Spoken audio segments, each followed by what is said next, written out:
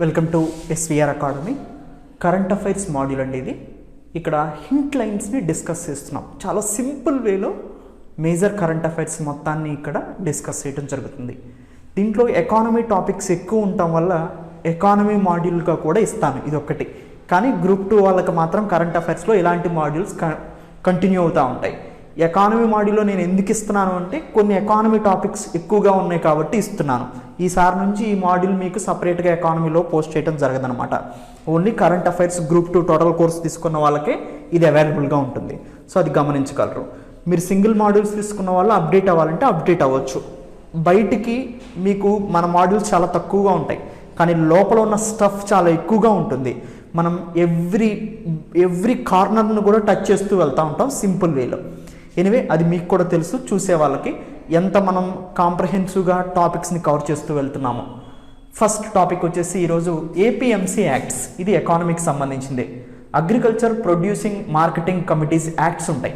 అన్ని స్టేట్స్లో ఈ యాక్ట్స్ ఉన్నాయా అంటే లేవు. అగ్రికల్చర్ ఏ సబ్జెక్ట్ అంటే state subject. So APMC markets, mandis అంటారు చూసారా, ఆ మండీస్ని APMC యాక్ట్ కింద పనిచేస్తాయి. పంజాబ్ హర్యానాలోని APMC మార్కెట్లు ఎక్కువగా ఉన్నాయి, అది గుర్తుపెట్టుకోవాల్సింది. APMC మార్కెట్లో ఏం వసూలు చేస్తారు? మండీ ట్యాక్స్ను వసూలు చేస్తారు.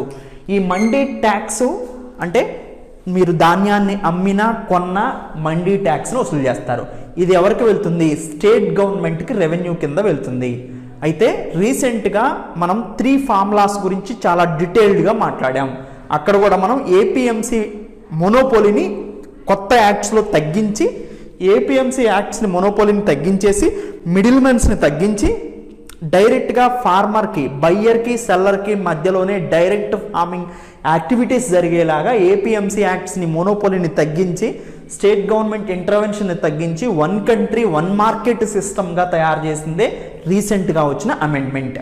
ఈ APMC అగ్రికల్చర్ ప్రొడ్యూసింగ్ మార్కెటింగ్ కమిటీస్లో ఏం జరుగుతుంది అంటే central government minimum support price, కనీస మద్దతు ద్వారా కొనుగోలు చేసేటువంటి ధాన్యం ఏదైతే ఉందో వాటిని APMC యాక్ట్స్ ద్వారా ఏర్పడిన APMC మార్కెట్లలో, సో అంటే ఈ మండీస్లో MSP ద్వారా గవర్నమెంట్ ప్రొక్యూర్ చేస్తుంది అనమాట.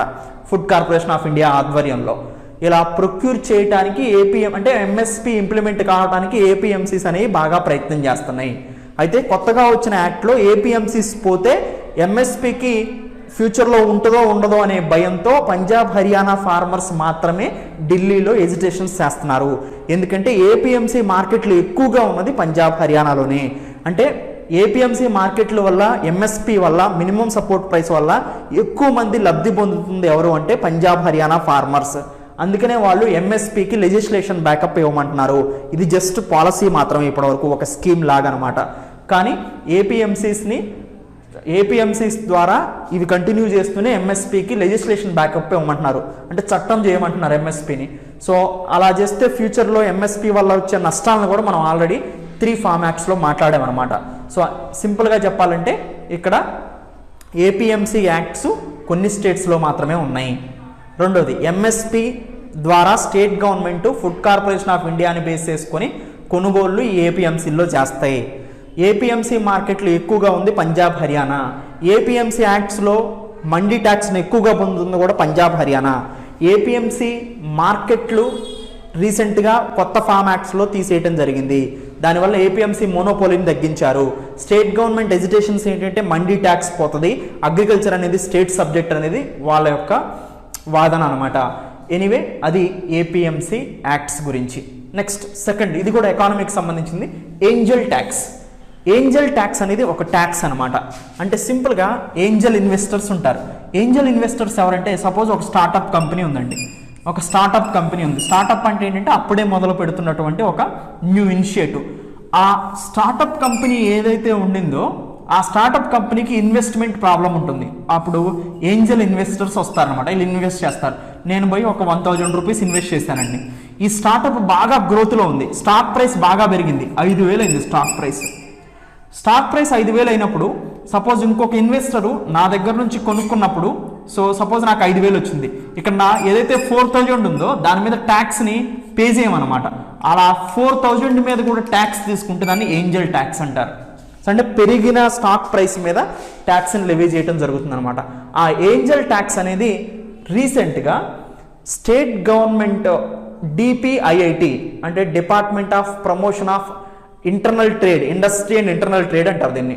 సో డిపిఐఐటి అనే ఒక డిపార్ట్మెంట్ ఉంటుంది minister of commerce and industry కింద. ఈ department for promotion of industry and internal trade ఏదైతే ఉందో డిపిఐటితో ఏ స్టార్టప్ అయితే రిజిస్టర్ అయి ఉంటుందో ఆ స్టార్టప్ రిజిస్టర్ అయి ఉంటే మాత్రం ఆ స్టార్టప్ ఏంజల్ ట్యాక్స్ని పే చేయాల్సిన అవసరం లేదనమాట. సో స్టాక్స్ యొక్క వాల్యూ పెరిగినప్పటికీ కూడా అది ఏంజల్ ట్యాక్స్ అంటే. సో దాన్ని ఎగ్జాంపుల్ ద్వారా మనం ఈజీగా చూసాం. నెక్స్ట్ ఇది సైన్స్ అండ్ టెక్నాలజీకి సంబంధించింది. క్రిస్పర్ Cas9 టెక్నాలజీ అంటారు. క్రిస్పర్ Cas9 టెక్నాలజీకి ఈ ఇయర్ కెమిస్ట్రీలో నోబెల్ ప్రైజ్ రావడం జరిగింది. క్రిస్పర్ Cas9 టెక్నాలజీలో Cas9 అనేది ఎంజైమ్ నేమ్. సివిల్ సర్వీస్లో ఒకసారి MCQ కూడా దీన్ని అడిగారు. క్రిస్పర్ Cas9లో Cas9 అంటే ఎంజైమ్ అనమాట. ఇది మాలిక్యులర్ సిజర్గా పనిచేస్తుంది. మాలిక్యులర్ సిజర్గా పనిచేయటం అంటే ఏంటంటే సింపుల్గా దీనివల్ల హెరిడిటరీ ప్రాబ్లమ్స్ రాకోకుండా చూడొచ్చు, వంశపారంపర్యంగా వచ్చే వ్యాధులను తగ్గించవచ్చు అనమాట దీని ద్వారా, లేదా కొత్త వంగడాలను సృష్టించవచ్చు. సో గ్రీన్ రెవల్యూషన్లో మనం యూజ్ చేసినప్పుడు హై ఈల్డింగ్ సీడ్స్ని యూజ్ చేయొచ్చు, హై ఈల్డింగ్ ప్లాంట్స్ని ఇంట్రొడ్యూస్ చేయొచ్చు. సో ఈ టెక్నాలజీ ఫ్యూచర్లో రూపురేఖలనే మార్చేస్తుంది, కానీ ఎథికల్ ప్రాబ్లమ్స్ వచ్చే అవకాశం ఎక్కువగా ఉంటుందన్నమాట. సపోజ్ ఇప్పుడు మనకి చూడండి, ఒక బాడీలో ఒక సెల్ యొక్క క్యాన్సర్స్ రాకోకుండా HIV ట్రీట్మెంట్కి కూడా ఈ టెక్నాలజీ ఫ్యూచర్లో ఉపయోగపడే అవకాశం ఎక్కువగా కనిపిస్తుంది మనకి. క్రిస్పర్ Cas9 టెక్నాలజీని దీన్ని జీనోమ్ ఎడిటింగ్ టెక్నాలజీ అంటారు. జీనోమ్ ఎడిటింగ్ అంటే జన్యు మార్పిడి చేస్తుంది అనమాట. సో జన్యువుల్ని సింపుల్గా ఎడిట్ చేస్తుంది. జన్యువుల్ని ఎడిట్ చేయడం అంటే సపోజ్ ఒక జీన్ ఉంది, ఈ జీన్లో డిఫెక్టెడ్ జీన్ ఉంది అనుకోండి, ఏదైనా ఒకటి డిఫెక్టెడ్ జీన్ ఉంది, ఈ డిఫెక్టెడ్ జీన్ ATCG ఉంటాయి కదా. సో ఈ ఫార్మాట్లో ఏదైనా ఒక డిఫెక్టెడ్ జీన్ ఉంది అనుకోండి, ఆ డిఫెక్టెడ్ జీన్ని Cas9 అనే మాలిక్యులర్ సిజర్ ద్వారా కట్ చేసి, ఇది ఒక ఎంజైమ్, Cas9 అనే ఎంజైమ్ మాలిక్యులర్ సిజర్ లాగా ఉపయోగపడుతుంది. దీన్ని కట్ చేసి న్యూ జీన్ని కనుక ఇంట్రొడ్యూస్ చేస్తాం అనమాట ఇక్కడ డిఫెక్టెడ్ జీన్ బదులు. సో అప్పుడు దీని ద్వారా వచ్చే ప్రాబ్లమ్స్ అన్నీ సాల్వ్ అవుతాయి, అవి ప్లాంట్స్లో కానీ యానిమల్స్లో కానీ హ్యూమన్ బీయింగ్స్లో కానీ. సో ఎనీవే, సో అలాంటి టెక్నాలజీని అంటే జీనోమ్ ఎడిటింగ్ టెక్నాలజీ ఏదైతే ఉందో దాన్ని క్రిస్పర్ Cas9 టెక్నాలజీ అంటారు. Cas9 అనేది మాలిక్యులర్ సిజర్ ఎంజైమ్గా పనిచేస్తుంది. ఫ్యూచర్లో ప్లాంట్స్ని కానీ యానిమల్స్ని కానీ హ్యూమన్ బీయింగ్స్ని కానీ డిసీజ్ కంట్రోల్ చేయడానికి, వంశపారంపర్యంగా వచ్చే వ్యాధులను తగ్గించడానికి, ఫ్యూచర్లో వచ్చే న్యూ డిసీజ్ని తగ్గించడానికి కూడా క్రిస్పర్ Cas9 టెక్నాలజీ యూజ్ అయ్యే అవకాశం మనకు కనిపిస్తుంది. నెక్స్ట్ క్వశ్చన్ వచ్చేసి direct energy weapons. Directed energy weapons అంటారు. అంటే మైక్రోవేవ్స్ కానీ లేజర్ బీమ్స్ కానీ యూజ్ చేసే వెపన్స్ని మనం డైరెక్టెడ్ ఎనర్జీ వెపన్స్ అంటారు. అంటే లేజర్తో ఒక ఆబ్జెక్ట్ని పేల్చివేయటం అనమాట. అంటే లేజర్ టెక్నాలజీ ఎక్కువగా ఉపయోగించడం. సింపుల్గా లైట్ని యూజ్ చేసుకుంటాం ఇక్కడ, హై బీమ్ లైట్. అవే మనకి మైక్రోవేవ్ రేడియేషన్స్ కానీ లేదా లేజర్ లైట్స్ కానీ యూజ్ చేసుకొని ఎనిమి ఒక ఆబ్జెక్ట్ని డిస్ట్రాయ్ చేసే వెపన్సే డైరెక్టెడ్ ఎనర్జీ వెపన్స్. మనం చిన్నపిల్లలు ఆడుకుంటూ ఉంటారు, ఇలా వేస్తే చిన్న లైట్ పడుతూ ఉంటుంది రెడ్ది, లేజర్ లైట్ లాగా. అలానే వెపన్సే అలా మ్యానుఫ్యాక్చరింగ్ అయ్యే అవకాశం ఉంది. సో అక్కడ చిన్న బీమ్ యూజ్ చేస్తారు, కానీ ఇక్కడ డైరెక్టెడ్ ఎనర్జీ వెపన్స్ను పవర్ఫుల్ అనమాట. సో వీటికి సంబంధించి వరల్డ్ వైడ్గా ఎటువంటి రెగ్యులేషన్స్ అయితే లేవు, కానీ రావాల్సిన అవసరం ఉంది. ఇప్పటి వరకు ఈ డైరెక్టెడ్ ఎనర్జీ వెపన్స్ ఎందుకు న్యూస్లో ఉందంటే, రీసెంట్గా చైనా ఇండియన్ ఆర్మీ మీద యూజ్ చేసాం హిమాలయాస్లో అనే ఒక తప్పుడు సమాచారాన్ని, తప్పుడు న్యూస్ని ప్రకటించింది. గ్లోబల్ టైమ్స్ అనే ఒక మౌత్ పీస్ ఉంటుంది చైనాకి. సో వాళ్ళు చెప్పిన తర్వాత ఈ డైరెక్టెడ్ ఎనర్జీ వెపన్స్ అనేది న్యూస్లో ఉండటం జరిగిందనమాట. అయితే ఈ డైరెక్టెడ్ ఎనర్జీ వెపన్స్ ఏ కంట్రీస్కి ఉన్నాయి అంటే లేజర్ లైట్స్ని యూజ్ చేసుకొని శత్రువుల్ని ధ్వంసం చేయగలిగే శత్రువుల్ని ధ్వంసం చేయగలిగే ఆయుధాలు అనమాట. ఇదే directed energy weapons. So high energy beams use చేస్తారు, మైక్రోవేవ్స్ కానీ లేజర్ వేవ్స్ కానీ అలాంటివి అనమాట. అయితే ఈ డైరెక్టెడ్ ఎనర్జీ వెపన్స్ ఏ కంట్రీస్ దగ్గర ఉన్నాయంటే, 1 USA, 2 రష్యా, 3 చైనా దగ్గర కంప్లీట్గా ఉన్నాయి ఇప్పుడు. కానీ DRDO కూడా మనం రీసెంట్గా డెవలప్ చేస్తున్నాం. కాళీ అనే ఒక వెపన్ ఉంది మన దగ్గర కూడా, లేజర్ డైరెక్టెడ్ వెపన్ అని చెప్తున్నారు. కానీ ఇంతవరకు మనం అయితే అఫీషియల్గా డైరెక్టెడ్ ఎనర్జీ వెపన్స్ ఇండియాకు ఉన్నాయని మనం అనౌన్స్ చేయలేదు, కానీ DRDO మాత్రం దాని మీద పనిచేస్తుంది. నెక్స్ట్ ఇది ఎకానమీకి సంబంధించింది. Negative output GDP in Indian economy. Negative output GDP అంటే ఏంటో చూడండి. నెగిటివ్ అవుట్పుట్ జీడిపి, నెగిటివ్ మైనస్లోకి వెళ్ళింది, రుణాత్మకం. అవుట్పుట్, సో అవుట్పుట్ అంటే మనకి ఇన్పుట్ అవుట్పుట్ బయటికి వచ్చేది. So negative output GDP, GDP అంటే మనకు తెలుసు గ్రాస్ డొమెస్టిక్ ప్రొడక్ట్. సో సింపుల్గా మనం ఇప్పుడు నెగిటివ్ అవుట్పుట్లో ఉన్నామా లేదా అంటే ఇప్పుడు అవుట్పుట్ జీడిపి అంటే ఏంటి చూడండి. అసలు ఇంతకుముందు 6% ఉంది, ఈ 6% ఇప్పుడు -7.5% ఉందనుకోండి. సో ఈ రెండింటి మధ్యలో ఉన్న గ్యాపే జీడిపి గ్యాప్. ఇది నెగిటివ్లో ఉంటే నెగిటివ్ అవుట్పుట్, పాజిటివ్ ఉంటే పాజిటివ్. మనం -23.5 నుంచి -7.5కి వెళ్ళినాం అనమాట. సో ఇంతకుముందు 0 నుంచి -23.5కి వెళ్ళినాం. సో ఇది నెగిటివ్ అవుట్పుట్ గ్రోత్ అనే కాదా? సో లాస్ట్ క్వార్టర్స్ మొత్తం కూడా మనకి నెగిటివ్ అవుట్పుట్ జీడిపియే కంటిన్యూ అయింది, అదే negative output GDP. Next vitamin D. Vitamin D లోపం ఉన్న వారిలో ఎక్కువగా మనం కోవిడ్-19కి గురవుతున్నట్టుగా రీసెంట్ రీసెర్చ్ తెలిసిందనమాట. సో ఎందుకు వైటమిన్ డి అనేది ఎక్కడి నుంచి వస్తుంది? మనకి మేజర్ సోర్స్ ఏంటంటే అల్ట్రావైలెట్ బి రేడియేషన్స్. సో సన్లైట్లో ఉన్న యూవీబీ రేడియేషన్స్ వల్ల మనం వైటమిన్ బిని ఎక్కువగా స్కిన్ ఏం చేస్తుందంటే యూవీబీలో ఉన్నటువంటి రేస్ని మనకు వైటమిన్ డిగా మారుస్తుంది. కానీ కోవిడ్-19 పీరియడ్ వల్ల సన్కి ఎక్స్పోజ్ అయ్యే వారి పర్సంటేజ్ బాగా తగ్గడంతో వైటమిన్ డి డెఫిషియన్సీ బాగా ఇంక్రీజ్ అయింది. వైటమిన్ డి డెఫిషియన్సీ బాగా ఇంక్రీజ్ అవడంతో సో ఈ పీపుల్ ఎవరైతే ఉన్నారో వీళ్ళు కోవిడ్-19 రావడానికి వల్నరబుల్ పొజిషన్లో ఉన్నారనమాట. అది వైటమిన్ డి డెఫిషియన్సీ. వైటమిన్ డిని మీరు ఎక్కువగా పొందాలంటే ఎక్కువగా సన్లైట్కి ఎక్స్పోజ్ అయితే సరిపోతుంది. సో దాంతోపాటు రీసెంట్గా పాశ్చరైజేషన్, మిల్క్ని బాగా వేడి చేయటం వల్ల ఫ్యాటీ అంటే వైటమిన్ డి అనేది సాల్యుబుల్ ఫ్యాట్ అనమాట. వైటమిన్ డి ఏమవుతుందంటే ఎవాపరేట్ అయిపోతుంది మిల్క్ని బాగా పాశ్చరైజేషన్ చేసిన తర్వాత. అంటే మిల్క్ ప్యాకెట్స్లో వైటమిన్ డి అనేది ఏం ఉండట్లేదు, మిగతా అంటే ఉంటాయి మైక్రోన్యూట్రియంట్స్, కానీ మిల్క్ ప్యాకెట్స్లో పాశ్చరైజేషన్ చేసిన తర్వాత అంటే ఏంటి, హై హీట్కి తీసుకెళ్ళి మళ్ళీ నార్మల్ స్టేజ్కి తీసుకొస్తారనమాట. ఆ సిచ్యువేషన్లో మనకి వైటమిన్ డి అనేది మిల్క్లో కూడా దొరకట్లేదు, బాగా పాశ్చరైజేషన్ చేసిన మిల్క్లో కూడా దొరకట్లేదు అనమాట. సో అందుకని వైటమిన్ డి డెఫిషియన్సీ అనేది ఇండియాలో బాగా ఎక్కువ ఇంక్రీజ్ అయింది. అందుకని రీసెంట్గా న్యూస్లో ఉండింది. తర్వాత 17th national sample survey organisation base చేసుకొని ఇండియాలో మినిమం సపోర్ట్ ప్రైస్, కనీస మద్దతు ధర ఓన్లీ భారతదేశంలో 6% మాత్రమే ఎంఎస్పి ద్వారా కొనుగోలు చేయడం జరుగుతుంది అంటున్నారు. అంటే 6%, 6% క్రాప్ను మాత్రమే, 6% పండిన పంటను మాత్రమే గవర్నమెంట్ అనౌన్స్ చేసిన ధర ద్వారా కొంటున్నారు, మిగతా అంతా కూడా ప్రైవేట్ మార్కెట్ ద్వారానే జరుగుతుంది. మరి ఇంకెందుకు ఎంఎస్పి గురించి బాధలు రైతులకి? సో ఎంఎస్పిలో కొన్ని క్రాప్సే కవర్ అవుతాయి, 24 క్రాప్స్. ఎంఎస్పి వల్ల లబ్ధి పొందే రాష్ట్రాలు ఏంటి? ఏపీఎంసీ మార్కెట్లో ఎక్కువగా పంజాబు, హర్యానాలో ఉన్నాయి కాబట్టి వాళ్ళే లబ్ధి పొందుతున్నారు. సో ఇంకా ఫార్మర్స్ అనే వాళ్ళు ఎజిటేషన్స్ చేయడానికి గల కారణాలు ఇక్కడ చాలా తక్కువగా కనపడుతున్నాయి మనకి. ఫార్మ్ లాస్ అయితే చేయాల్సిందే, ఎందుకంటే ఫార్మింగ్ సెక్టార్ ఫ్యూచర్లో డెవలప్ అవ్వాలంటే most essential. Next most important అండి, హిస్టరీకి సంబంధించి కేజాది ఎక్స్కేవిషన్స్ జరిగినాయి. ఈ కేజాది అనేది తమిళనాడులో ఉన్న ఒక ప్రాంతం అనమాట. ఈ ఎక్స్కేవిషన్స్లో ఒక ఇంట్రెస్టింగ్ ఫ్యాక్ట్స్ ఏంటంటే ఈ కేజాది అనేది వైగా రివర్కి దగ్గరగా ఉంది.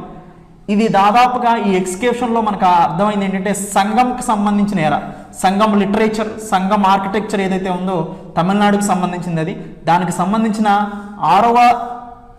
క్రీస్తు పూర్వం 6వ శతాబ్దానికి సంబంధించినటువంటి సంగం ఎరా ఫ్యాక్ట్స్ని ఈ కేజాది ఎక్స్కేవిషన్స్, కేజాది తవ్వకాల్లో బయటపడటం జరిగిందనమాట రీసెంట్గా. అది అందుకనే రీసెంట్గా న్యూస్లో ఉంది. Next rice yields. Rice yield అంటే ఏంటంటే, రైస్ అంటే వరి, ఈల్డ్ అంటే ఎంత ఉత్పత్తి ఇవ్వగలుగుతుంది అంటే 1 ఎకర్కి కొంతమందికి 10 ప్యాకెట్స్ ఆఫ్ రైస్ పండుతాయి, 15 ప్యాకెట్స్ ఆఫ్ రైస్ పండుతాయి, 20 ప్యాకెట్స్ ఆఫ్ రైస్ పండుతాయి, 25 ప్యాకెట్స్ ఆఫ్ రైస్ పండుతాయి పర్ ఎకర్కి.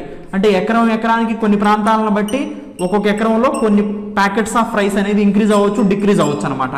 సో దాన్ని ఈల్డ్ అంటాం దాన్ని. సో అయితే రైస్ ఈల్డ్స్ని మనం గమనిస్తే గ్లోబల్ యావరేజ్ అంటే ప్రపంచం మొత్తం మీద రైస్ ఈల్డ్స్ చూస్తే హెక్టార్కి దాదాపుగా 2.something ఎకర్స్ అయితే ఒక హెక్టార్ అవుతుంది కదా. So global average 4600 kg per hectare ఉంది. ఇండియా యావరేజ్ అంటే 2600 kg పర్ హెక్టార్. అంటే ఈల్డింగ్ తగ్గుతుంది అనమాట, అంటే తక్కువ పండుతుంది. ప్రతి హెక్టార్కి ఇండియాలో వరి పండేది తక్కువగా పండుతుంది. వేరే కంట్రీస్లో గ్లోబల్ యావరేజ్ చూస్తే ఎక్కువ పండుతుంది అనమాట. సో అది మనం అర్థం చేసుకోవాల్సిందే. నెక్స్ట్ వీట్ ఈల్డ్స్ చూస్తే ఏ డిఫరెన్స్ లేదు. ఇండియా గ్లోబ్ మొత్తం మీద ఏ కంట్రీ తీసుకున్నా, ఇండియా తీసుకున్నా దాదాపుగా హెక్టార్కి 3400 kg ఆఫ్ వీటే పండుతుంది అనమాట. నెక్స్ట్ ఇది కూడా ఎకానమీకి సంబంధించింది. ఎడిషనల్ టైర్ 1 బాండ్స్ అంటారు. ఎడిషనల్ టైర్ 1 బాండ్స్ అంటే ఏంటంటే సింపుల్గా బాండ్స్ అంటే ఏంటంటే సపోజ్ ఇప్పుడు ఒక బ్యాంక్ దగ్గర నేను బాండ్ని పర్చేజ్ చేశాను, గవర్నమెంట్ సెక్యూరిటీని పర్చేజ్ చేశాను అనుకోండి. ఒక బాండ్ని పర్చేజ్ చేశాను. బాండ్ని పర్చేజ్ చేస్తే ఇది 10,000 బాండ్ అనుకోండి. Okay, 10,000 rupees bond. 10,000 రూపీస్ని బ్యాంక్ నాకు ఇస్తుంది. సింపుల్గా బాండ్ నాకు ఇస్తుంది. 10,000 రూపీస్ ఉన్న బాండ్ నాకు ఇస్తుంది. నేనేం చేస్తాను, ఆ మనీని బ్యాంకుకి చెల్లిస్తాను. అప్పుడు బ్యాంకు ఒక సంవత్సరం తర్వాత, సో టైం పీరియడ్ తర్వాత ఈ బాండ్ని 1 year ఈల్డింగ్ పీరియడ్ అయిపోతుంది. 1 year తర్వాత ఇంట్రెస్ట్ రేట్ ఒక 6% ఇచ్చింది అనుకోండి. సో అప్పుడు నేను ఈ బాండ్ ఇలా వర్క్ చేస్తుంది అనమాట. అంటే 10,000 నేను బ్యాంక్ ఇచ్చేస్తా, బ్యాంక్ నాకు బాండ్ ఇస్తుంది. తర్వాత బాండ్ పేపర్ బ్యాంక్ తీసేసుకొని నాకు ఈ 10,000 ప్లస్ 6% వడ్డీ ఇస్తుంది అనమాట. బాండ్ ఇలా వర్క్ అవుతుంది. ఇక్కడ చాలా టైప్స్ ఆఫ్ బాండ్స్ ఉంటాయి. అడిషనల్ టైర్ 1 బాండ్ అంటారు. ఈ అడిషనల్ టైర్ 1 బాండ్ అనేది చాలా ఎక్కువ ఇంట్రెస్ట్ రేట్ ఉంటుంది అనమాట. కానీ రిస్కీ బాగా. ఇప్పుడు బ్యాంకులు కానీ, ఆర్బీఐ బ్యాంకులు కానీ, బ్యాంకుల దగ్గర నుంచి సపోజ్ నేను అడిషనల్ టైర్ 1 బాండ్స్ కొన్నాను అనుకోండి, ఎక్కువగా రిచ్ పర్సన్స్ ఎక్కువగా ఉంటుంటారు. ఎందుకంటే ఇంట్రెస్ట్ రేట్ చాలా ఎక్కువగా ఇస్తారు. రిస్క్ ఎక్కువగా ఉంటే ఇంట్రెస్ట్ రేట్ ఎక్కువగా ఉంటుంది, రిస్క్ తక్కువగా ఉంటే ఇంట్రెస్ట్ రేట్ తక్కువగా ఉంటుంది అనమాట. అది మనం అర్థం చేసుకోవాల్సింది. ఈ అడిషనల్ టైర్ 1 బాండ్స్ అనేది unsecured bonds, high interest rate ఉంటాయి. ఆర్బీఐ ఎప్పుడైనా ఏ బ్యాంక్ అయినా, సపోజ్ ఇప్పుడు నిన్న లక్ష్మీ విలాస్ బ్యాంక్ ఉంది, లక్ష్మీ విలాస్ బ్యాంక్ దగ్గర నుంచి కనుక నేను టైర్ 1 బాండ్ కొని ఉంటే, ఇప్పుడు అలాంటి సిచ్యువేషన్లో ఏం చేస్తారంటే ఇది దివాలా తీస్తుంది కాబట్టి టైర్ 1 బాండ్స్ తీసుకున్న వాళ్ళు మాత్రం ఎటువంటి క్లెయిమ్ చేయకుండా మొత్తాన్ని రైట్ ఆఫ్ చేసేస్తుంది. అంటే రిజర్వ్ బ్యాంక్ ఆఫ్ ఇండియా ఇంకా టైర్ 1 బాండ్స్ ఎవరైతే తీసుకున్నారో వాళ్ళకి తిరిగి ఇచ్చేది లేదు అని డైరెక్ట్గా చెప్పేస్తుంది అనమాట. సో అది అడిషనల్ టైర్ 1 బాండ్స్ అంత అన్సెక్యూర్డ్గా ఉంటాయి అనమాట. Next India largest trade partner అనమాట. ఇండియా యొక్క ప్రజెంట్ లార్జెస్ట్ ట్రేడ్ పార్ట్నర్ ఎవరంటే యూఎస్ఏ. అంటే మనం ఏ దేశంతో వాణిజ్య సంబంధాలు ఎక్కువగా చేస్తున్నాం, ఎగుమతులు దిగుమతులకు సంబంధించిన అమౌంట్లో, అంటే ఎగుమతులు ఎక్స్పోర్ట్ ఇంపోర్ట్ టోటల్ వాల్యూ ఏ కంట్రీతో మనకి ఎక్కువగా ఉంది, అంటే ఏ దేశంతో మనం ఎగుమతి దిగుమతి వ్యాపారం ఎక్కువగా చేస్తున్నాం అంటే first USA, second China, third UAE United Arab Emirates, fourth Saudi Arabia. So ఇవి 4 కంట్రీస్ మనకి లార్జెస్ట్ ట్రేడింగ్ పార్ట్నర్స్. అంటే వాణిజ్యానికి సంబంధించినటువంటి లార్జెస్ట్ కంట్రీస్ మనకి ఇండియాతో ఏంటంటే USA, China, UAE, Saudi Arabia. So SVR అకాడమీకి సంబంధించిన అన్ని మాడ్యూల్స్ని మీరు ఫాలో అవ్వాలి ఎవరైతే కోర్సుని పర్చేజ్ చేశారో. సో ఎవరైనా న్యూగా కోర్సుని పర్చేజ్ చేయాలి అనుకుంటే కింద ప్రొవైడ్ చేసిన నంబర్స్ కాల్ చేసి అక్కడ నుంచి మీరు కోర్సుని పర్చేజ్ చేయొచ్చు. ఎస్విఆర్ అకాడమీ బయటకు ఇంట్రొడ్యూస్ చేసే మాడ్యూల్స్ కన్నా కూడా కోర్సులో ఇంట్రొడ్యూస్ చేసే మాడ్యూల్స్ అనేది చాలా ఎక్కువగా ఉంటాయి, చాలా కాన్సెప్ట్ ఓరియంటెడ్ ఉంటాయి. డిఫరెంట్ టైప్స్ ఆఫ్ మాడ్యూల్స్ని ఇంట్రొడ్యూస్ చేయడం జరుగుతుంది. మ్యాప్ పాయింటింగ్ కానీ, క్విజ్ కానీ, సో అంటే ఎవ్రీడే ఎంసీక్యూస్ని డిస్కస్ చేస్తూ ఉంటాం. దాంతోపాటు ఎన్వైరన్మెంట్, తర్వాత science and technology, international relations, current అఫైర్స్తో పాటుగా కరెంట్ ఎకానమీని డిస్కస్ చేయడం జరుగుతుంది. Current polity, standard economy, standard polity, standard AP history, ఇవన్నీ కూడా మాడ్యూల్స్ కంటిన్యూ అవుతుంటాయి.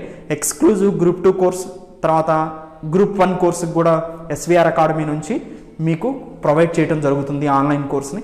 వాటికి సంబంధించిన ఇన్ఫర్మేషన్ మీకు కావాలి అనుకుంటే కింద ప్రొవైడ్ చేసిన నంబర్స్కి కాల్ చేసి సో మీరు ఇన్ఫర్మేషన్ని తెలుసుకోవచ్చు. Thank you.